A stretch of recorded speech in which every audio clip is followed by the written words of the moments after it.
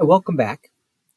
We learned in the last video that the first step in the accounting process is to analyze transactions as they occur and then record them in the chronological general journal and then post them in the account-based general ledger. That will be the topic of this video. We will demonstrate transaction analysis, recording, and posting. So you have the case in front of you. It's a simple one, not too many transactions. So we'll do a full accounting period. And then in the next video, we'll see what happens at the end of each accounting period. So we have a new company here called Paris Bicycle. And on January 2, 2020, they're going to commence operations. Paris Bicycle Sales began operations on January 2, 2020. The owners began by going to the bank and setting up a business checking account for Paris Bicycle Sales. They then wrote a check from their personal banking checking account into the Paris Bicycle Sales account. The amount was $100,000.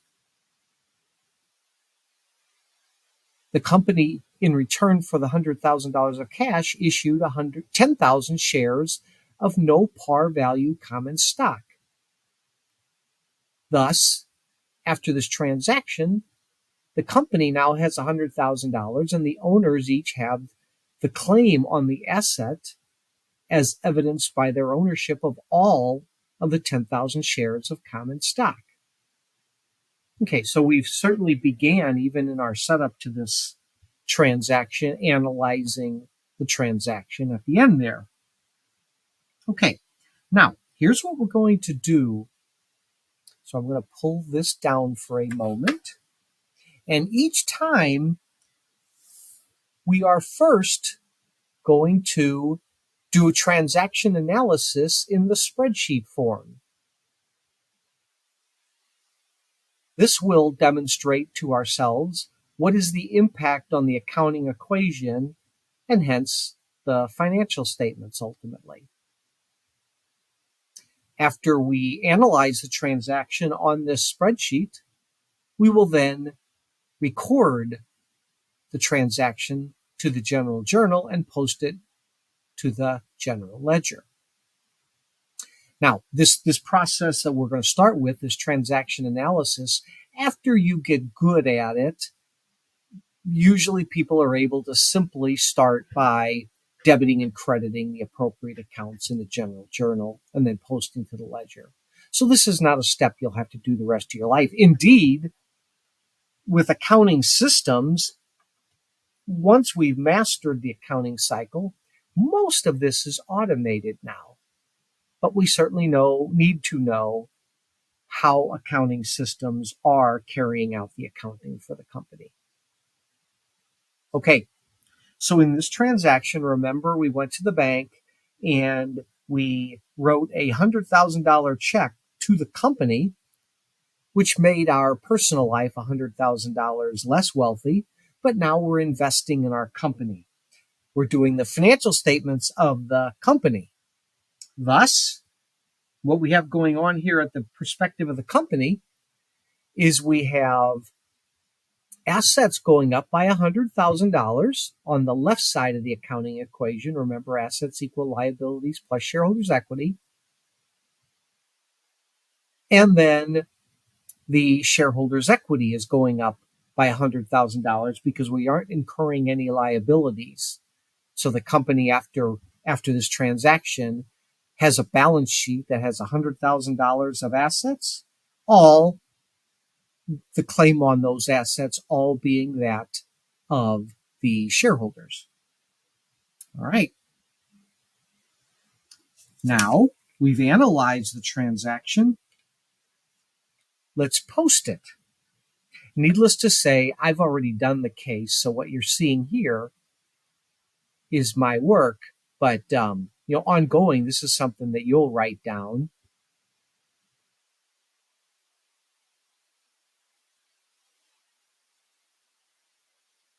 Again, in the interest of time and in the interest of your patience, I also am not going to make you watch me write these transactions out.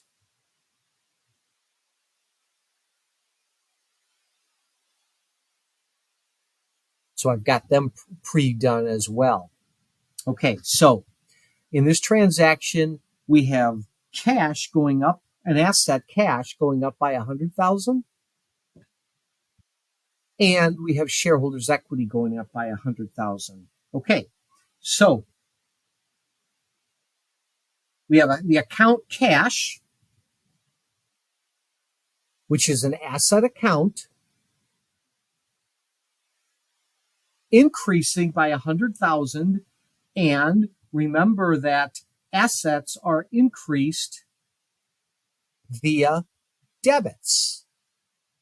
So by debiting the cash account, we increase it in the amount of 100,000. So I have put here plus asset. Oh, and by the way, notice that I put the date of the transaction, and then I'd put a cross-reference number.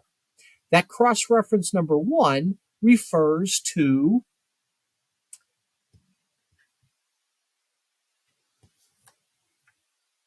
our transaction analysis. That one. Now, I realize, by the way, that I am doing this. I've already got the writing done, but you have to write in your notes. Thus, by all means, liberally pause the video, write down the notes, and then catch up. Indeed, what I should have said up front is do the whole case. Do the whole case. Do the whole transaction analysis process, and then watch this video. I'll finish this one, and then I'll have you pause so you can see the routine that we're going to follow. The second part of that transaction was that common stock is increasing by 100,000. Shareholders' equity is increasing by 100,000.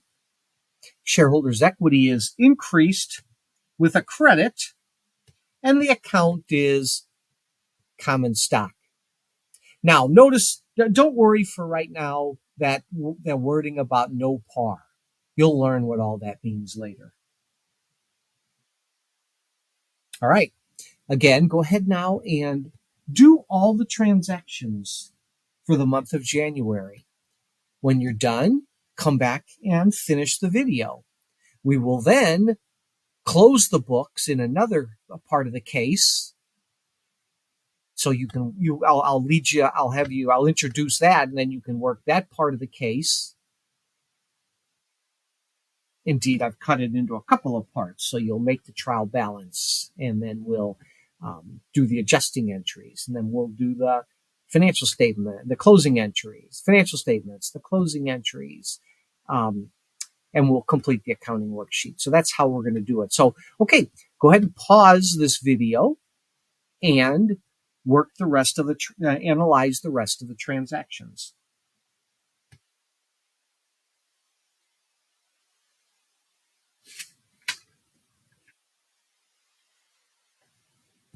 Okay, welcome back.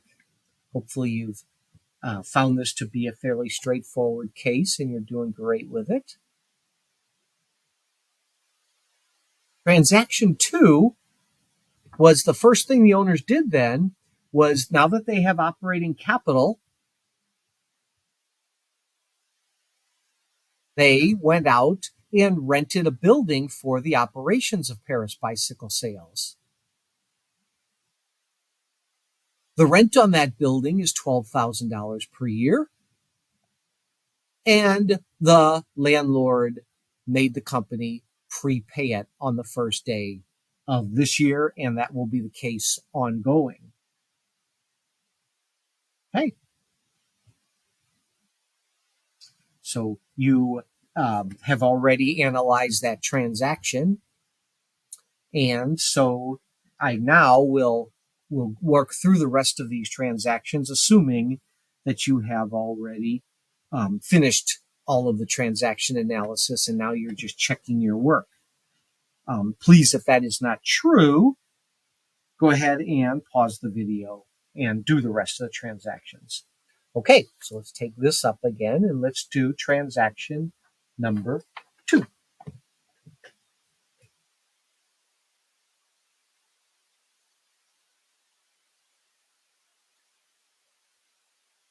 All right, in this transaction, remember that we paid $12,000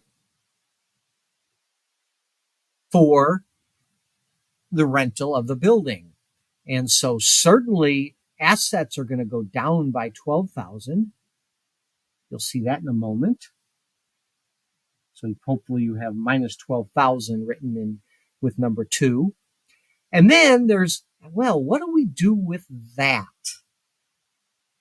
What's happening here? Are we incurring a liability? Well, no, we're not incurring a liability. Ironically, the person incurring a liability is the landlord because they have $12,000 of our money. And if they don't allow us to stay in their building, they're going to have to give us the money back. So they're the ones incurring a liability. We're incurring ultimately an expense, the rent expense. But it's not expense yet because we haven't stayed in the building. So on transaction number 2,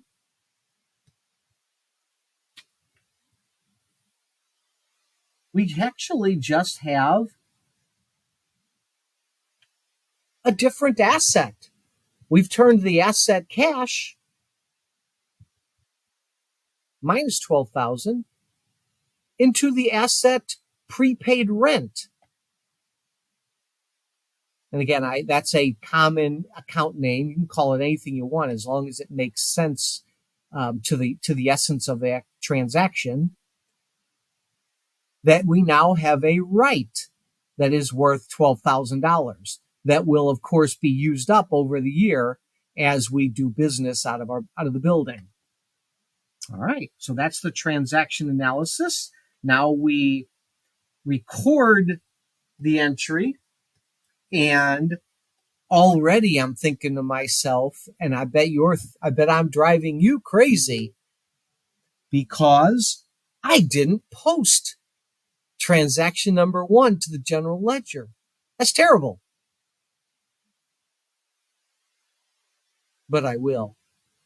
I'll do that along with transaction number 2 in just a moment. Let's look at the journal entry for transaction number 2.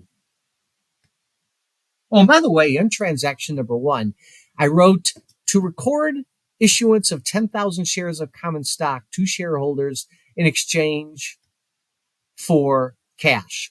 We just put a description of the journal entry under there.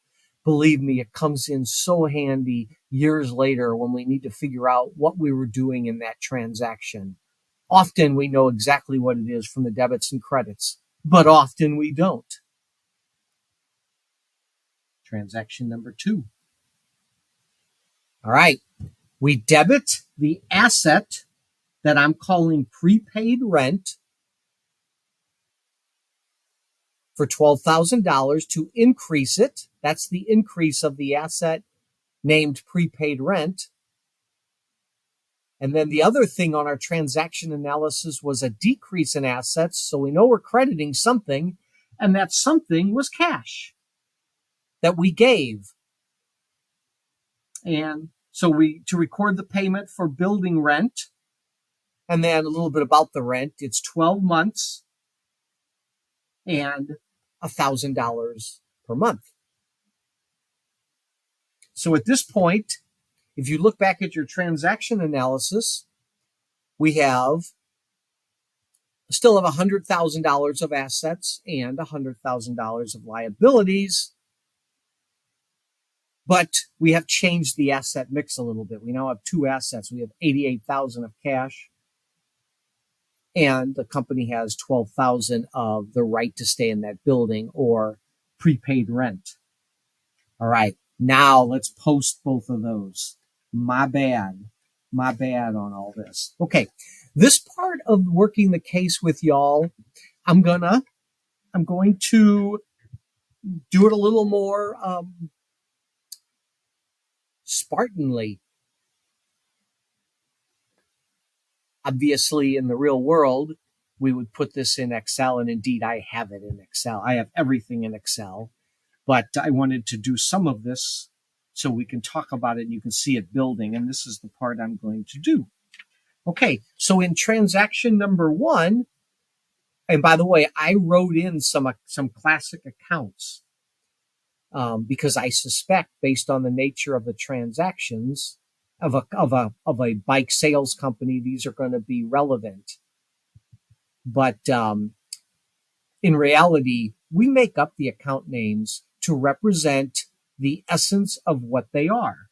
So that first transaction, we debited it. So plus debit minus is a credit. I put that over here to give us a note to always look back at. As you're learning this, as you're getting good at it, very, very quickly, and certainly by the end of the first few weeks of this course, this will be very second nature. But if it's not yet, I understand. Keep practicing. We have $100,000, and that relates to transaction 1, which occurred on 1/2/2020.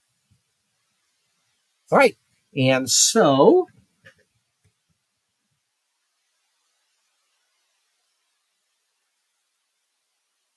we have now posted that. Oop, yes. All right. And we need to post the common stock. All right, let's do that.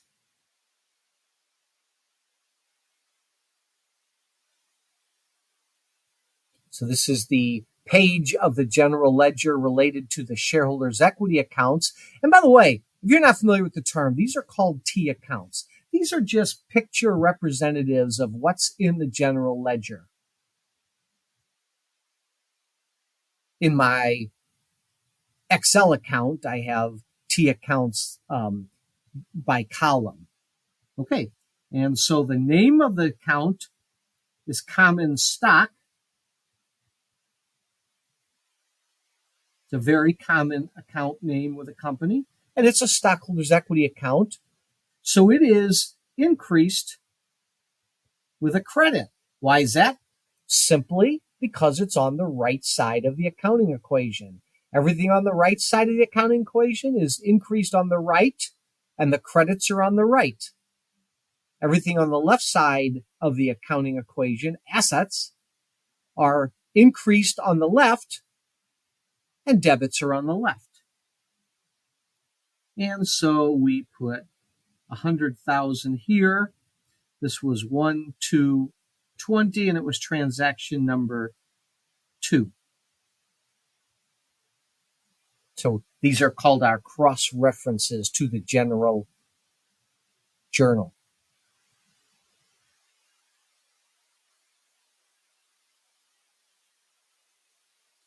All right. And so we go back and we have indeed posted the common stock credit. All right. And yes, I promise that once I've sort of said these things a few times, I will speed up our coverage so that, and of course, if this all makes sense to you, indeed you got it right, then listen to me a little, speed me up a little bit. But just make sure you master it, because this is so, so crucial. Right? And you remember now we're going to post the entry we just made, and we have an asset prepaid rent. So I need to go to my asset ledger page, and I have it here. And all right, bicycle inventory, that's another one. There's prepaid rent. I already wrote it in. And it is going to increase with a debit. The amount is $12,000, and that is transaction number 3 that occurred on 1/2/20. I'm not going to put the date in here, but I do have the cross-reference, and we could see the date in the general journal by looking at the cross-reference 3. And the other part of that was another asset, cash. Well, we have that account set up already up on our general ledger, asset accounts. So this is we need to reduce cash by $12,000. Cash is an asset account. So we reduce it by crediting it. And now in the ledger account, we can conveniently see what we knew, and that is the bank better have $88,000 in it or somebody stole our money. So you can always look in the general ledger and see account balances for the respective accounts. Okay, and let's now mark transaction number 2 as posted. This is real helpful. You don't have to do this, but this ensures that we didn't forget to post anything, so that when we do the trial balance, there's a higher probability that debits equal credits, and we have indeed posted everything. All right. Next transaction. We did one more on the 2nd of January. We're busy getting the company started. Paris managers, the owners, purchased equipment for the showroom from Taylor Fixtures, Inc. The total cost of the equipment was also $12,000, ironically, just same amount we paid to rent the building for a year.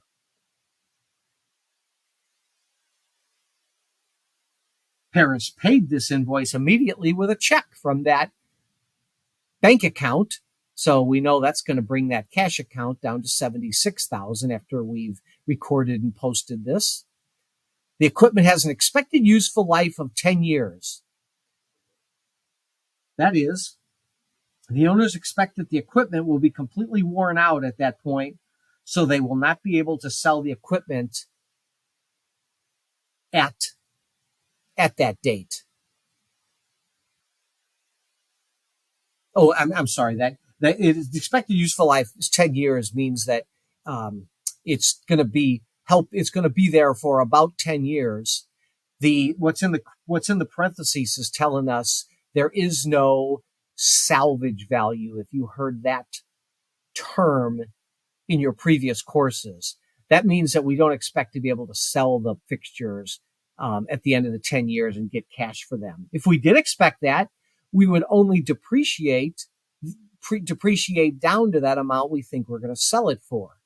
But we're going to depreciate the entire $12,000. In other words, we're going to spread the cost of these fixtures over the 10 years that we expect them to help us make money. So $12,000 a year, or $1,200 a year, or $100 a month. Every month, we're gonna have to make a lot of sales, because one expense we're gonna have to cover is every year we're gonna have to cover 1/10 of that $12,000 amount. So every month we're gonna have to cover 1/12 of 1/10, or $100 of expense, although we've already paid that expense up front. And therefore, we will record that now. And indeed, it'll be an asset, because it's going to help us for several years. So when we record this, we are, I am sorry. Hopefully you have that because you've already done the case, but I messed up here. We have to analyze the transaction. And here's my analysis of the transaction. Certainly assets are going to go down by $12,000 because we paid $12,000 cash. So the only decision for you when you were doing this was, well, is it a expense that reduces the shareholders' equity? In other words, it has no future value. Or is it an asset that's going to help us into the future?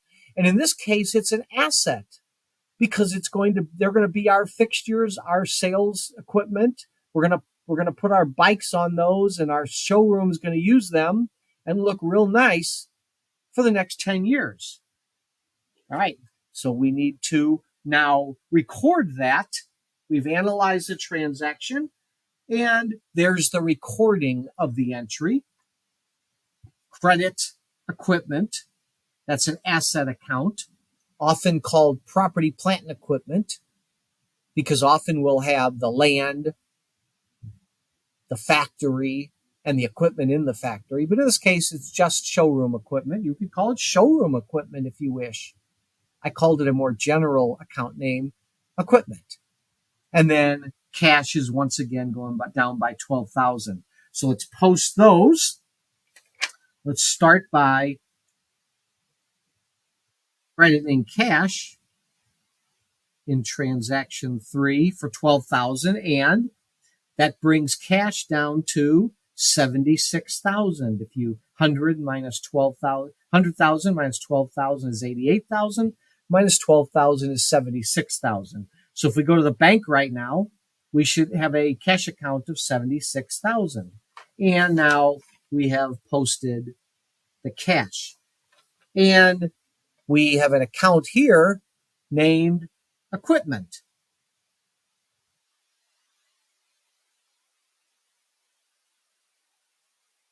And sorry, I should be putting in the debit credit.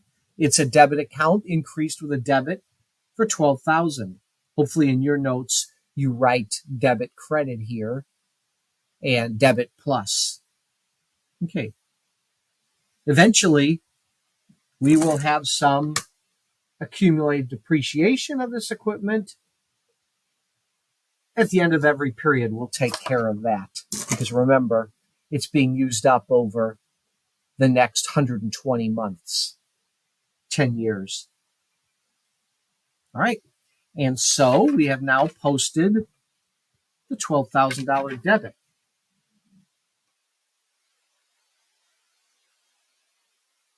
Let's move on. We need a break. This is a little bit of a long video, so pause it and go take a break. I'll keep going. You can pause me. Transaction number 4 is going to occur on 1/3/2020. Well, what we decided, the owners decided that the company needed more operating capital to get started. And so they went to Enterprise Bank.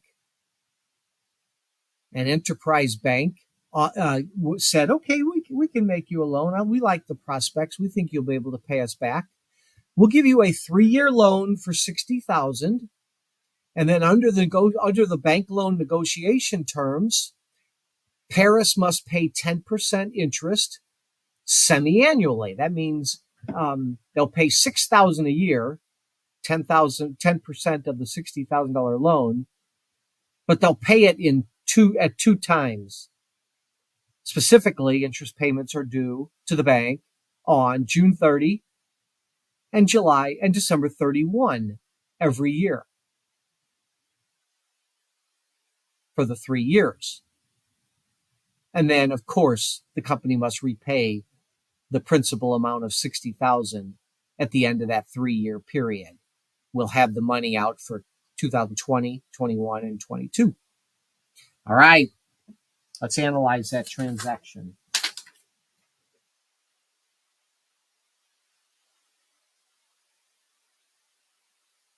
Certainly, we have cash going up by $60,000 because we're going to get a cash from Enterprise Bank. But for the first time, we have a liability. We owe a bank $60,000. So now we have more. We'll see how much cash we have in the bank. It's going to be $136,000 when we post this to the ledger. But of all those assets, the bank has a claim on 60,000 of them. All right. So we are increasing liabilities and we're increasing assets here. And needless to say, we'll have time together in class. I'll take any questions because I want you to absolutely master this such that this is so second nature for the rest of your life. It's a valuable skill. All right, let's record rather. And there's the recorded journal entry. We debit cash to increase it. This is transaction number 4, by the way. Cash is increasing. Cash is an asset account. It's increasing. Therefore, we're going to debit the asset account, cash, for $60,000. And then we're going to credit a liability account. We'll call it bank note payable for $60,000. My description of the transaction is to record a bank loan. Principal $60,000, semicolon, 10% annual interest rate, semicolon, interest paid semi-annually on 6/30 and 12/31. The loan is due on 12/20/31/2022, which is 3 years term. All right, there's the record. We've recorded in the Chronological General Journal. Now we need to post it to the ledger. And this is transaction number 4. And we are increasing cash by $60,000. Got a check from the bank. And so the bank, hopefully our bank account, company checking account has 160 minus 24 or 136,000 net. That's what the if we did a subtotal right now, it would say 136,000. What the heck? Nothing wrong. You can take a subtotal anytime you want. Let's do it.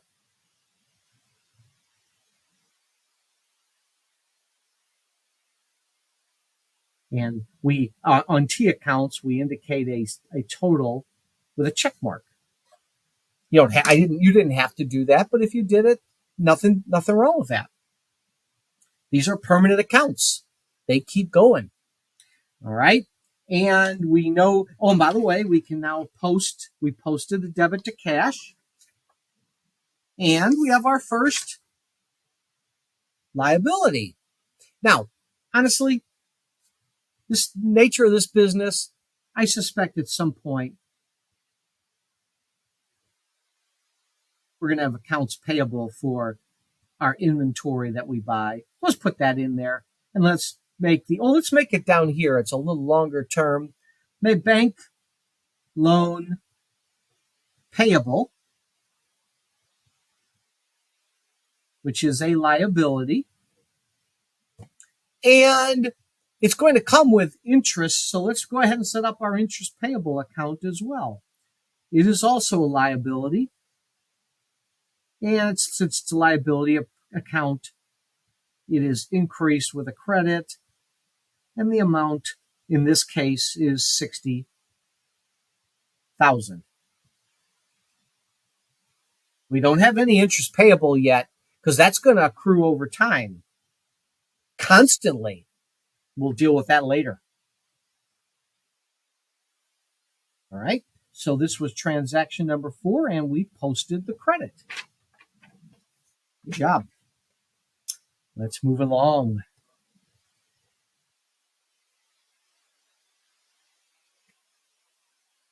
Transaction number 5. Harris purchased 100 bikes from Schwinn Corporation. Each bike costs $100. Paris made the purchase on account. That means we gave an IOU to our supplier. Very common. Under the terms of the account payable, Paris must pay its account to Schwinn in 30 days, by 31 in this case, by February 5, 2020. That's very common amount of time to pay the bill. All right. So what happened here? Let's analyze it. right, so we got some bikes. So we got some bikes to hang on those shelves. That's an increase of, so we have 100 bikes. That's going to increase an asset. The amount of that, by the way, is 10,000, 100 times 100.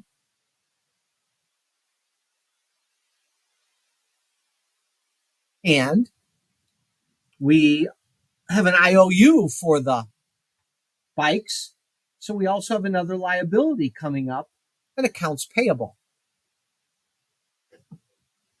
Yes. Now we have a different kind, three different kinds of assets here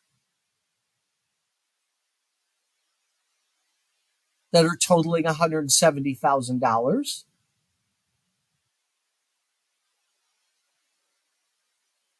Or I'm sorry, they're totaling 100. Yeah, 170 net. Net of, well, yes, net of 170,000. Sorry, I was doing the math in my head. Should have just waited because we're going to put it in general, and then in the general ledger, and I can see it in the account. But we have 10,000, and we have another liability of 10,000. Okay, let's record those, and we know that. So we have an asset account going up by 10,000. Let's call it bicycle inventory.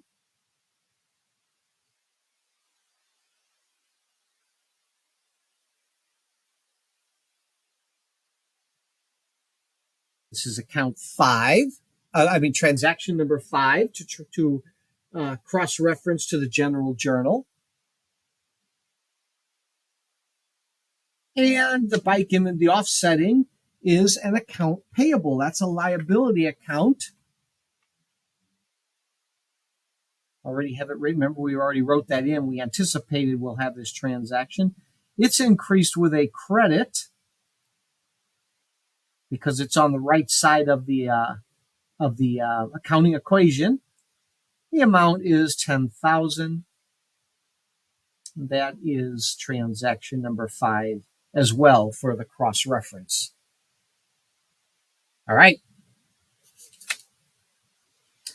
And therefore,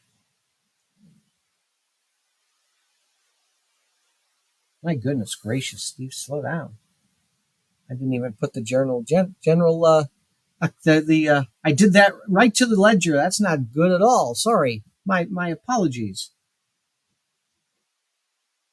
But we've already posted them. Here is the recording to the journal. The date is 1/5/2020. The transaction is number 5. Bicycle inventory is being debited to increase the asset bicycle inventory by 10,000, and accounts payable is being credited to increase it by 10,000. Right. Sorry for that little glitch in the process.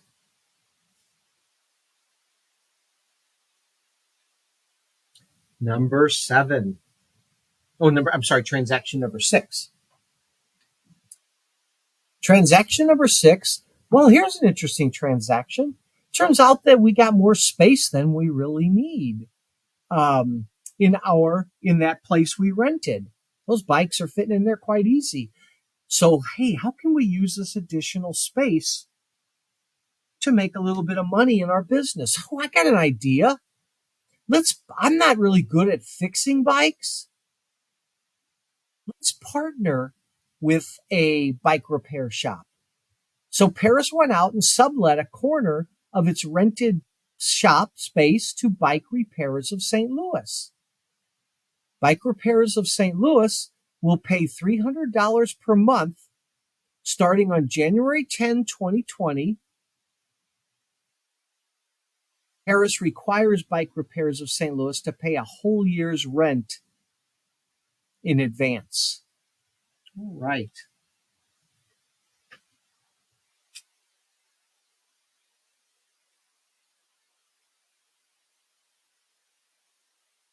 Now, so let's see the transaction here We certainly have an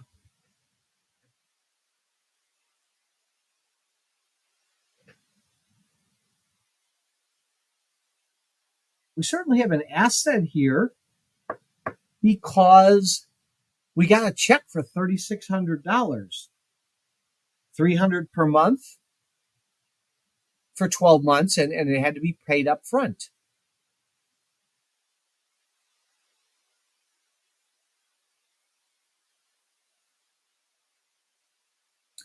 Now, what's the other side of this? Boy, sounds like we got wealthier. Is it rent revenue? Well, in this case, no, it's actually not. It will become rent revenue with every day we let them do business in the shop. But right now, if the shop burned down, we'd have to give them their $3,600 back. They would feel real bad for us, but we'd still have to pay them back. And so right now, we only have a liability for that $3,600.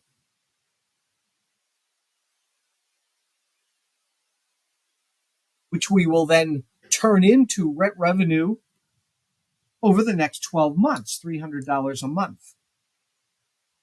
By the way, we got the rent on 1/5, but let's just assume that the tenant was perfectly fine at waiving those first 5 days and then ongoing. So we're not going to do this and prorate by the day. You certainly can do that. That's probably how the transaction will be written in the real world, but we'll keep it simple. So we need to record this entry that is assets going up by $3,600. So that's an asset. And then this obligation to let them stay in that part of our building for a year is a liability.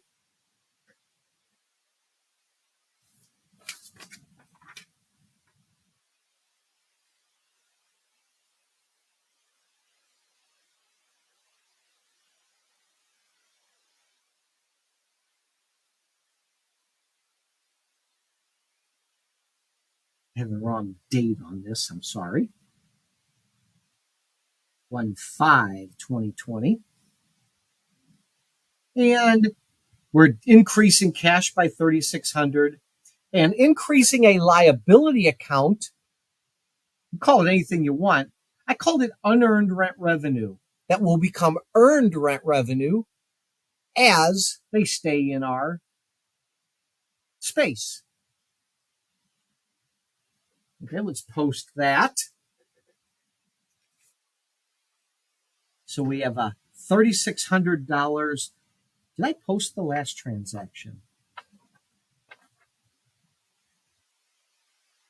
Did. Yes, I did. Okay, I just checked back. That's always important. Maybe I made a mistake, but I did. Now, cash is increasing by $3,600. So that's going to increase to our subtotal above. This is transaction number 6. So I have posted that part. And unearned rent revenue is a liability account. I didn't anticipate this one, but I'll create it right now.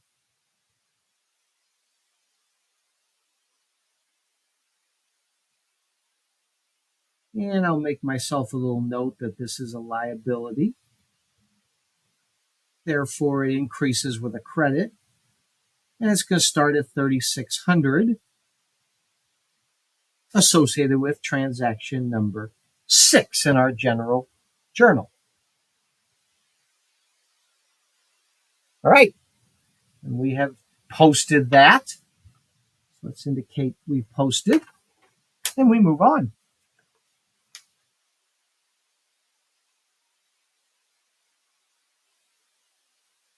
It's the next thing that happens in our business.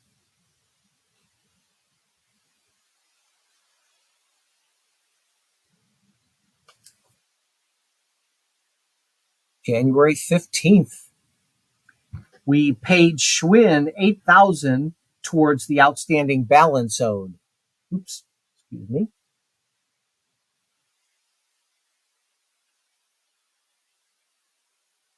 We paid Schwinn $8,000. That sounds like cash is going to go down, but our liability to Schwinn is going to go down. We didn't have to pay quite this early, but we had the cash sitting around. We decided to do so.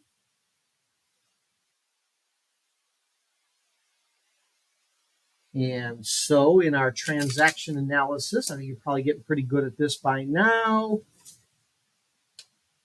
We have the asset cash going down by 8,000, and we have the liability cash going down by the accounts payable going down by 8,000. So the equation stays in line.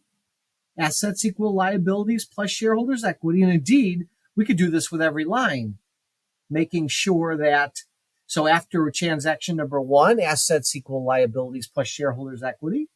After transaction number 2, assets went up and down by the same amount, so the equation still works. Same with transaction 3. In transaction 4, the left side went up by 60,000, the right side went up by 60,000. Transaction number 5, the left side went up by 10,000, the right side went up by 10,000. Transaction number 6, up by 3,600 on the left, up by 3,600 on the right. And transaction number 7, same thing. So assets equals liabilities plus shareholders' equity is remaining true. We have to record that general journal entry. And I've done so here. We have accounts payable is a liability count going down. There's the date. Transaction number in the general journal was 7. We debit accounts payable to reduce that liability, and we credit cash to reduce that asset. Assets are reduced by a credit. What asset is being reduced? Cash. And so we credit cash for 8,000. Right, time to post. We'll post the credit first.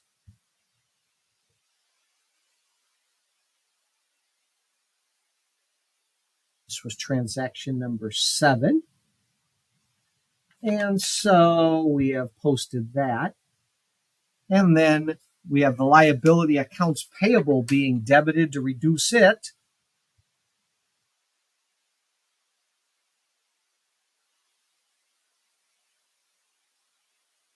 And again, that was transaction number 7, reducing the liability accounts payable. And specifically, it's a current liability. I'm sorry. This right here. Specifically, it's a current liability because it's expected to be paid within a year. All right. So we have now posted that $8,000 account payable reduction. And we move on.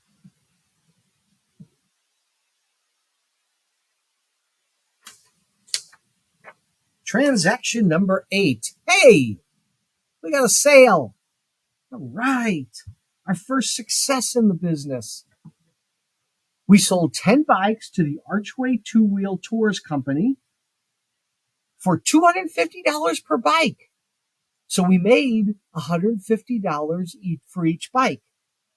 Our supplier, Schwinn, gave them to us for $100, and we were able to sell them for $250. Harris extended credit to Archway Two-Wheel Tours for the sales, so they'll pay us in the future. And then I put note, did more than one economic event occur here? We'll have to think about that. Okay, something for you to think about. All right.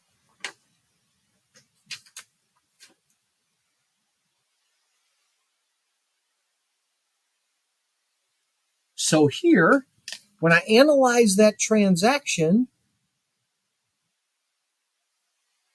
I have cash, or no, accounts receivable, because they gave us a promise to pay, going up by $2,500. And the stockholders' equity of the company is going up by $2,500 because we are wealthier by virtue of these sales.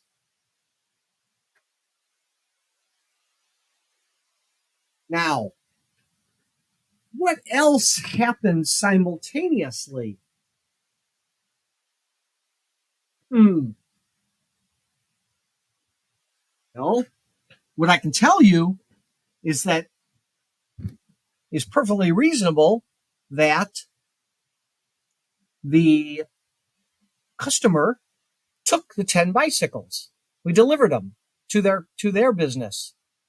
And so the economic event is that 10 bicycles are no longer in the showroom. There's only 90 there, or in the back room in inventory. So we need to reduce inventory by how much? By 250? Well, no, because we only paid 100 for those bikes. So we reduced the cost to us was 1,000 for those 10 bikes. $100 for each bike times 10 bikes. And then net, our wealth is going up by 1,500, and net, our assets are going up by 1,500. Where cash went up by 2,500, but inventory went down by 1,000, the cost of the 10 bikes to us. All right, let's post that.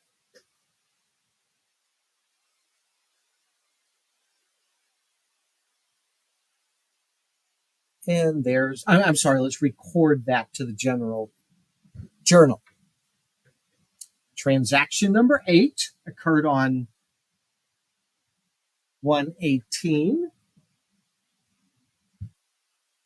And we had the assets went up by 2,500 because we got a promise to pay from our customer, Archway Two Wheel Tours, and sales revenue increased by $2,500, which increases both revenues, the temporary account,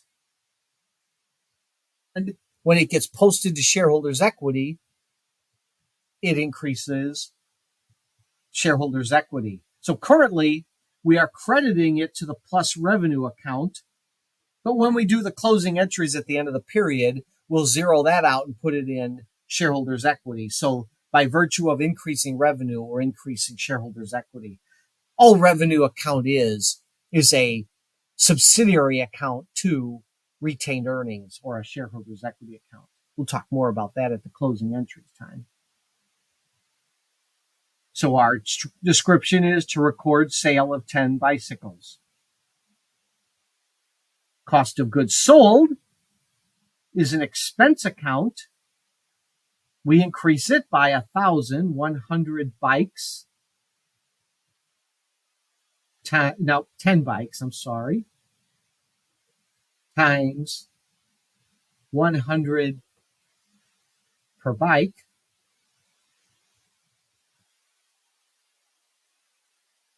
And that bicycle inventory is an asset account going down by the cost of the 10 bikes, or 1,000. We look in, let's post these, and we'll start with that credit.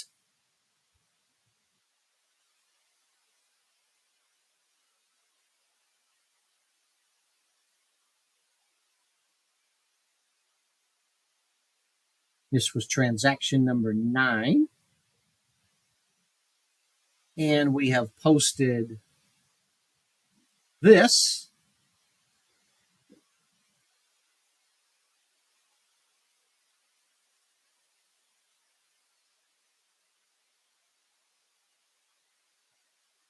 And now the ledger says that we have $9,000 $1,000 of bike inventory. Well, we know those are $100 per bike, so there better be 90 bikes there as well. We keep inventory both in numbers of units as well as dollars. We only deal with dollars in the ledger, but we also keep track of the bikes. And if we go out to the sales room and the warehouse back room, we better have 90 bikes in there at this point. Okay, so we have posted the one of the 4 general journal entries. Let's post the accounts receivable one as well. Accounts receivable is increased with a debit because it's an asset account. And the amount here is $2,500. Again, transaction number 9.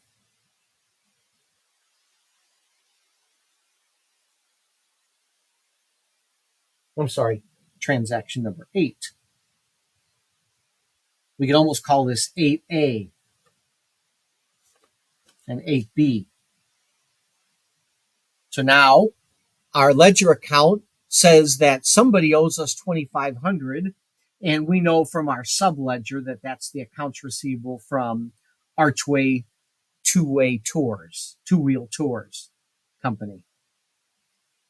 So we've posted the asset, and let's post the revenues and the expenses. All right. So the revenue is sales revenue. Revenues are a increaser of shareholders' equity. They're a temporary account that increases shareholders' equity. And so we credit it to increase it by $2,500. If I put plus there, but that would have been redundant because we know that by virtue of it being a credit.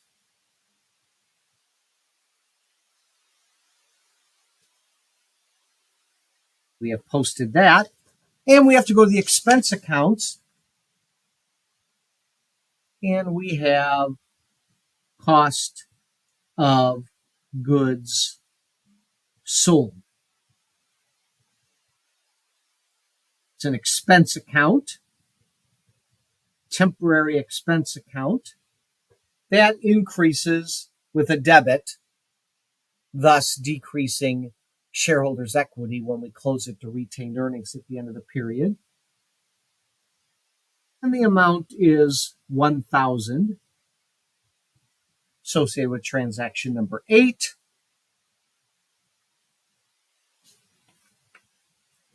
And we can check that we've posted that. And we are good to go. We've posted everything. All right. Well, we're coming to our last transaction of the month. And then we'll close the books at the end of the month, which is an accounting period.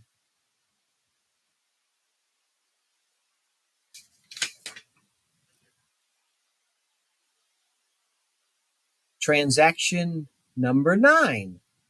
Paris Bicycle received a check from Archway Two-Wheel Tours Company for $1,000 in partial payment of the outstanding balance. All right.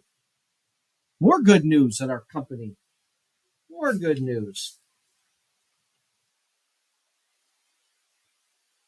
When we analyze that transaction, we have $1,000 of asset. We have $1,000 cash increasing, but we also have the asset accounts receivable decreasing. So that's going to be a net of 0 on the total assets, but indeed assets still equal liabilities plus shareholders' equity. And now we can record that. To record it in the journal, all we'll need is the asset accounts. So I'll bring my asset account page forward. And the credit was $1,000. We'll also note in a subledger that Archway Two-Way Tours is who paid this. So we'll know that Archway Two-Way Tours owes us $1,500. And since we only have one customer so far, that actually is the for the accounts receivable as a whole. Right? And cash goes up by 1,000. Therefore, we debited it.